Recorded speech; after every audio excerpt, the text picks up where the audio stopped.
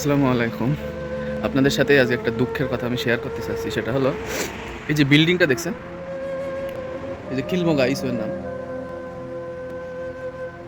এরকম এরকম বিল্ডিং আরও ৫-৭ টা এরকম বড় বিল্ডিং আছে সেই মালিকের বাসাতে আমি থাকি। তো দুঃখের বিষয় হলো এই মালিকটা ১ সপ্তাহ যাবৎ মারা গেছে। তা আমি আর আমার রুমমেট কেউ জানি না। তো তিনি দেখতে অনেক হ্যান্ডসাম।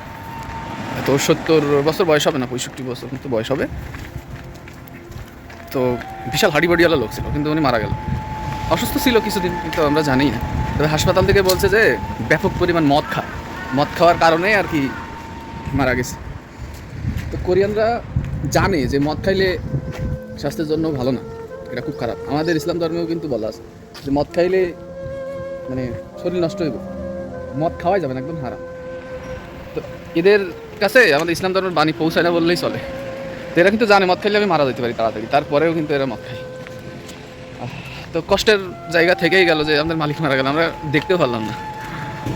দেখছেন, অর্থ সম্পদ কিছুই থাকবে না, একদিন ছিল না, একদিন থাকবে, একদিন থাকবে, একদিন থাকবে না। এটাই হলো আমাদের লাইফ।